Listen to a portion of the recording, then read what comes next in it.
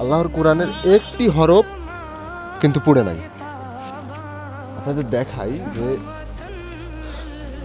কোরআনের একটা অক্ষর পর্যন্ত একটুকু নষ্ট হয়নি। মহান আল্লাহ তাআলা চাইলে দেখুন কি করতে পারে। মালিক এই গ্রন্থের হেফাজতকারী স্বয়ং নিজে আল্লাহ। আসসালামু আলাইকুম প্রিয় দর্শক, সবাই কেমন আছেন? আশা করছি সবাই ভালো আছেন। আজ এমন একটি জায়গায় এসেছি যেখানে এসে আমার গায়ের লোম পর্যন্ত শিউরে গেছে। হঠাৎ বাঁচাও বাঁচাও চিৎকার, এরই মাঝে পুরো মাদ্রাসায় আগুনে পুড়ে গেছে।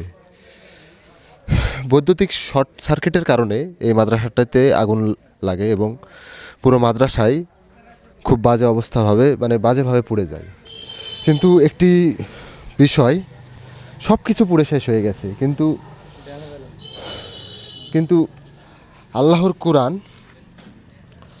আল্লাহর কোরআনের একটি হরফ কিন্তু পুড়ে নাই। আপনাদের সবার কাছে আরও একটি কোরআন দেখাচ্ছি। আমি আপনাদের দেখাই যে কোরআনের একটা অক্ষর পর্যন্ত একটুকু নষ্ট হয়নি। মহান আল্লাহ তাআলা চাইলে দেখুন কি করতে পারে। মালিক এই গ্রন্থের হেফাজতকারী স্বয়ং নিজে আল্লাহ। আপনাদের দেখাই যে আসুন মাদ্রাসা কিভাবে পড়েছে। মিজান ভাই একটু আসেন সাথে।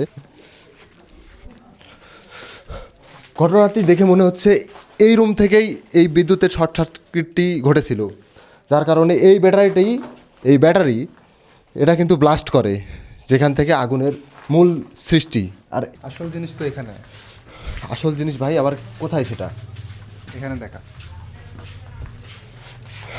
প্রিয় দর্শক, দেখেন যে কিভাবে পুড়ে সব ছাই হয়ে গেছে। কিন্তু সব কিছু ছাই হওয়ার পরেও আল্লাহর কিতাব, আমাদের কোরআন মাজিদ ঠিক যেমন ছিল ঠিক সেভাবেই আল্লাহ হেফাজত করেছে। আসুন আরও দেখাই। পুরো মাদ্রাসা একেবারে পুড়ে নষ্ট হয়ে গেছে।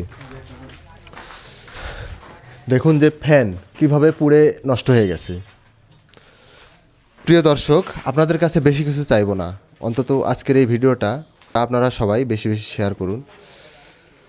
আপনারা শেয়ার করেন বলে আমরা এরকম মানবিক কাজে আসতে পারি। আজকে সেই রাজশাহী থেকে চলে আসছি নাটোরে। প্রিয় দর্শক, আজকের ভিডিওটা সবাই শেয়ার করুন। আসসালামু আলাইকুম।